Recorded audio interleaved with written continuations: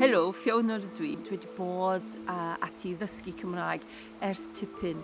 O'n i'n dechrau yn Llundain yn 1999 ac yn dal i ddysgu rili. Dwi'n gweithio fel chwedleiraig. Dwi'n adrodd straeon traddodiadol. Dyma be oedd fy uchelgais i rili, oedd gallu adrodd chwedlau Cymraeg trwy gyfrwng y Cymraeg. O'n i'n byw yn Sir Fôn pan o'n i'n merch ifanc. Nes i symud i Llundain i hyfforddi fel athrawes. Ond ar ôl sbel, wel, ro'n i'n hiraethu am dod nôl i Gymru. Ac felly yn 2001, nes i symud yn ôl. Ar ôl symud, peth gyntaf o nes i oedd yn mynychu cwrs preswyl yn Nantgwrthyn. Oedd yn profiad da iawn. Weles i asboseb am ysgol galan yn y Wyddgrug, a mi ddes i rili ymdrochi mewn y Cymraeg.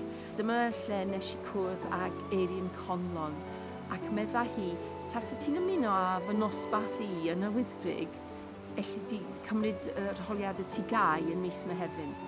A dyma oedd yn rhoi rili sbardun i mi ganolbwyntio. Ers i mi fod yn digon hyderus i storio trwy cyfrwng Cymraeg, dwi'n gallu gweithio gyda plant mewn ysgolion Cymraeg.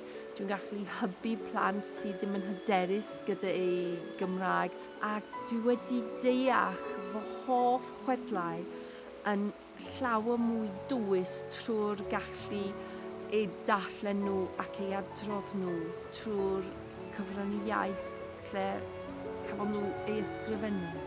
So ni'n annog pawb sy'n byw yng Nghymru neu sydd yn caru Gymru i dysgu iaith y nefoedd.